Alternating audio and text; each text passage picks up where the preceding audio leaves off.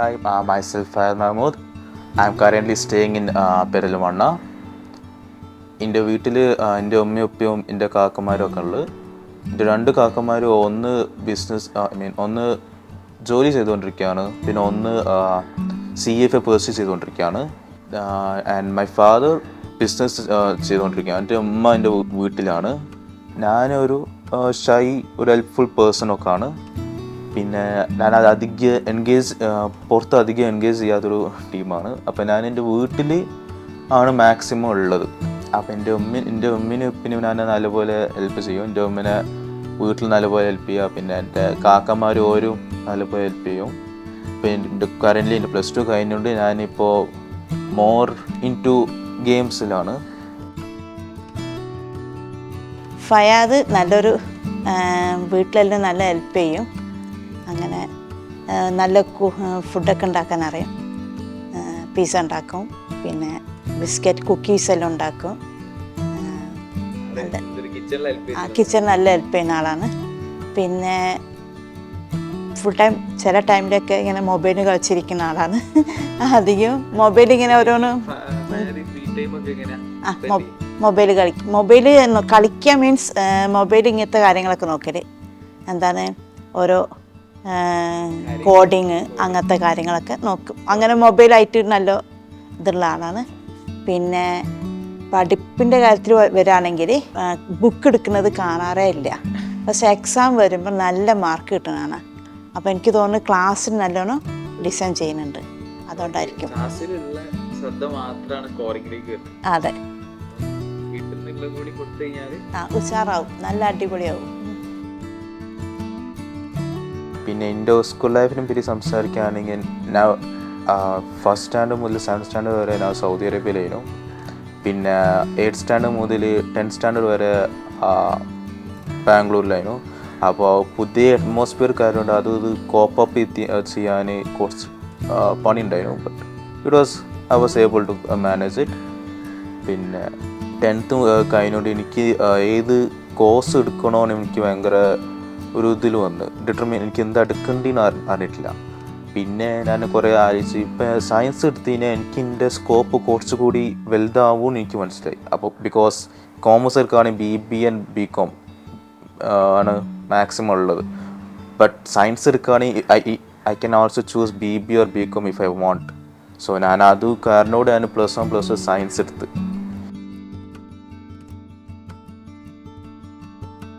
ജിദ്ദയിലായിരുന്നല്ലോ. അപ്പോൾ വണ്ടിയെല്ലാം പാർക്ക് ചെയ്താൽ എനിക്ക് ശരിക്കും അവന് വളരെ ചെറുപ്പത്തിൽ എവിടെയാണ് ആ സ്പോട്ടെന്നും പറഞ്ഞു തരും. അവൻ ശരിക്കും നല്ല ഒബ്സർവേഷൻ ഉണ്ട്, നല്ലത്. അതുപോലെ പണ്ട് ഈ ടെക്നിക്കലായിട്ട് മറ്റേ കാര്യങ്ങളിലൊക്കെ മൊബൈലിലും മറ്റുള്ള കാര്യങ്ങളൊക്കെ അവൻ ഞാനറിയാത്ത പല കാര്യങ്ങൾ ചെറുപ്പത്തിലെ ചെറിയ കുട്ടിയാകുമ്പോൾ തന്നെ ഇതാണ്. അതുപോലെ പിന്നെ അങ്ങനെ വലുതാകുന്നതനുസരിച്ച് പിന്നെ പ്ലാനിങ് ചെയ്യാൻ ഇപ്പം ചില കാര്യങ്ങളൊക്കെ ഞാൻ ഇവനോടാ ചോദിക്കാം. ഒക്കെ അപ്പോൾ ഇവൻ നന്നായിട്ട് പ്ലാൻ ചെയ്ത് പറഞ്ഞുതരും പിന്നെ കാര്യങ്ങൾ മറ്റുള്ള. പിന്നെ അവൻ്റേതായ ഒരു ഐഡിയാസൊക്കെ അവൻ തന്നെ അങ്ങനെ കൊണ്ടുവരും. അവർ പുല്ലതിൽ നോക്കിയിട്ടും മറ്റുള്ള എല്ലാ സ്വന്തമായിട്ടുള്ളൊരു നല്ലൊരു കഴിവുള്ള ഒരു വ്യക്തിത്വമുള്ളൊരു അന്വേഷിച്ച് എടുക്കുന്ന ആളാണ്. നല്ല പ്ലാനിങ്, നന്നായിട്ട് പ്ലാൻ ചെയ്യാൻ അറിയും. ഇപ്പം എന്ത് ചെയ്യണം അങ്ങനെയെന്നൊക്കെ അവൻ തന്നെ നമ്മൾ ഇങ്ങോട്ട് പറഞ്ഞു തരും. സ്ട്രക്ചറിലുള്ള കൂട്ടത്തിൽ അവനാണ് കൂടുതൽ ഉഷാറെന്ന് വേണമെങ്കിൽ പറയാം. എൻ്റെ ചാലഞ്ചസ് മാക്സിമം ഞാൻ focus I was very lacking in studies. I didn't focus at all and എനിക്ക് പണിയായിരുന്നു ചെയ്യാൻ. കാരണം എനിക്ക് മാത്സ്, ഇക്വേഷൻസ് കാര്യങ്ങളൊക്കെ ഭയങ്കര ഡിഫിക്കൽട്ടി, എസ്പെഷ്യലി ഇൻറ്റഗ്രൽ ചാപ്റ്റർ, അത് വെറും ടഫ് കാര്യങ്ങളാണ്.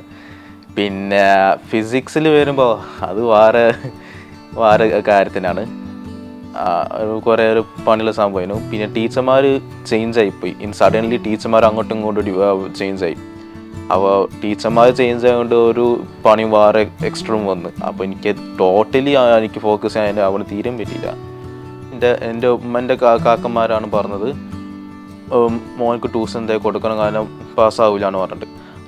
എൻ്റെ ഉമ്മക്ക് ഭയങ്കര സ്ട്രെസ്സ് പോകുന്നു, ഭയങ്കര ടെൻഷൻ വന്നു. അപ്പോൾ എൻ്റെ ഉമ്മ ഗൂഗിൾ എല്ലായിടത്തും നോക്കുമ്പോഴാണ് നിങ്ങളെ പറ്റി കണ്ടുപിടിച്ചത്, ഇൻ്റർവ്യൂവിൽ പറഞ്ഞ സംഭവം കണ്ടുപിടിച്ചത്. ടു ബി ഓണസ്റ്റ് ഒരു മിറാക്കിളാണ്. എനിക്ക് കിട്ടിയുള്ള വിവരം എനിക്കിപ്പോഴും ഒരു വിശ്വസിക്കാൻ പറ്റുന്നില്ല. കാരണം അതില്ലാണ്ട് ടോട്ടലി ഹോപ്പ്ലെസ്, എനിക്കൊന്നും ചെയ്യായിട്ടില്ല. അപ്പോൾ ഓരോരു ഗൈഡിങ് ലൈറ്റാണ്, എക്സ്പെഷ്യലി എൻ്റെ രണ്ട് വലിയൊരു ഗൈഡിങ് ലൈറ്റാണ് മിസ്സസ് രാധിക മാമും മിസ്സസ് സുർമി മാം. ഒരു ഫിസിക്സും മാത്സ് ടീച്ചർമാരാണ്. ഒരു കാരനോട് മാത്രമാണ് ഞാനിവിടെ പാസ്സായി ഞാനിപ്പോൾ നല്ലപോലെ ഒരു ഇമോഷൻ സ്റ്റേബിളായിട്ട് നിൽക്കുന്ന ഒരു മനസ്സിനെ വന്നത്. നമ്മൾ വിചാരിച്ചതാണ് ഫസ്റ്റ് 11 കൊമേഴ്സിലായിരുന്നു, പക്ഷേ എല്ലാവരും കൊമേഴ്സ് ആയതുകൊണ്ട് അപ്പോൾ അവനെ നമ്മൾ സയൻസ് ഗ്രൂപ്പിലേക്ക് മാറ്റി. അതിലാണ് ഞങ്ങൾക്ക് ശരിക്കും നിങ്ങളുടെ ഒരു ഹെൽപ്പ് കിട്ടുന്നത്. നിങ്ങളുടെ പ്ലാറ്റ്ഫോം, ഓൺലൈൻ പ്ലാറ്റ്ഫോമിൽ ഐ തിങ്ക് കേരളത്തിൽ തന്നെ നമ്പർ 1 എന്ന് വേണമെങ്കിൽ പറയാം. ഞങ്ങളതിനെ പറ്റി നോക്കിയപ്പോഴേക്കും ഞങ്ങൾക്ക് കൂടുതൽ അട്രാക്റ്റീവായി തോന്നിയത് നിങ്ങളുടെ ഈ ഇൻ്റർവെൽ പ്ലാറ്റ്ഫോമാണ്. നല്ല ഒരു ഓൺലൈൻ പ്ലാറ്റ്ഫോമായി തോന്നി. അൽഹംദുലില്ലാ അവന് നന്നായിട്ടത് ഉപകാരപ്പെട്ടു. അത് എക്സാമിൽ കണ്ടു. അവൻ്റെ പിന്നെ തുടങ്ങിയപ്പോൾ തന്നെ ക്ലാസ് തുടങ്ങിയപ്പോൾ തന്നെ ടീച്ചേഴ്സൊക്കെ പറഞ്ഞിരുന്നു Fayad improve, too much improve, very good എന്നൊക്കെ പറഞ്ഞു. അതുപോലെ നല്ല ക്ലാസ്സൊക്കെ എടുക്കുന്ന മെത്തേഡും അവർ ശരിക്കും നല്ല എന്താ പറയുക, ടീച്ചേഴ്സൊക്കെ നല്ല ഹാർഡ് വർക്കും അവർ നമ്മളോടൊത്ത് ഉണ്ടല്ലോ എന്തോ ചെയ്ത് തീർക്കുക എന്നുള്ളൊരു ചില ടീമുണ്ടല്ലോ, അവർക്ക് കാശ് മാത്രം കിട്ടിക്കഴിഞ്ഞാൽ മതി എന്നുള്ള അങ്ങനത്തതല്ല.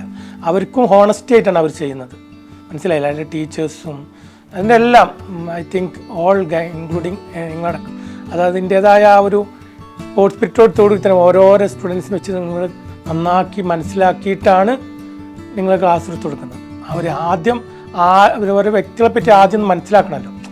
ഓരോ ഡിഫറെൻറ്റ് കപ്പാസിറ്റി ആയിരിക്കും, എല്ലാം ഒരേമാതിരി ആയിരിക്കില്ല. അപ്പം അത് മനസ്സിലാക്കാനുള്ള കഴിവാണ് ഏറ്റവും വലുത്. ഒരു ടീച്ചിങ് പവർ എന്ന് പറയുമ്പോൾ അതാണ്.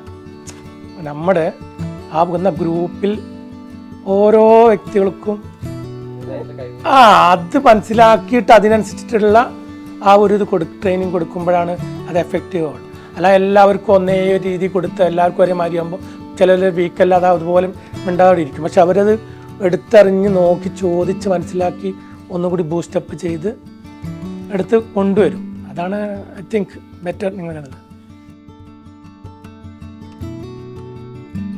ട്യൂഷനെ പോയിരുന്നില്ല. അപ്പോൾ എൻ്റെ ബ്രദർ ഇങ്ങനെ ട്യൂഷൻ എന്താണ് പറഞ്ഞയക്കാത്തെന്ന് ലാസ്റ്റ് മൂമെൻറ്റിലാണ് ചോദിക്കുന്നത്. ഏറ്റവും ലാസ്റ്റ് മൂമെൻറ്റിൽ എക്സാമിന് ഒരു 1.5 മാസം ഉണ്ടാവുള്ളൂ. അപ്പോൾ ഞാൻ ആകെ ടെൻഷനായി, ഇനി എന്താ ചെയ്യേണ്ടത്. അപ്പോൾ ഞാൻ വെറുതെ ഗൂഗിളെല്ലാം സെർച്ച് ചെയ്ത് അപ്പോഴാണ് ഇൻ്റർവെല്ലിനെ കാണാനിടയത്. അപ്പോൾ ഇൻ്റർവെല്ലിനെ പറ്റി വായിച്ച് നോക്കിയപ്പോൾ എനിക്ക് നല്ല ഇഷ്ടമായി. അങ്ങനെ ഇൻ്റർവെല്ലിന് ഫോൺ ചെയ്ത് അങ്ങനെ രാധിക മാമും സുർമി മാമും 2 മാം ഫിസിക്സ് പഠിപ്പിക്കാൻ രാധിക മാമും മാത്സ് ടീച്ചർ സുർമി മാമും 2 പേരും നല്ലോണം പഠിപ്പിക്കും. നല്ല ഹെൽപ്ഫുള്ളായിരുന്നു. അതായത് ഏത് ടൈമിലും രാത്രി 10 മണി മുതൽ 12 മണി വരെ ആണെങ്കിലും നന്നായിട്ട് പഠിപ്പിക്കും.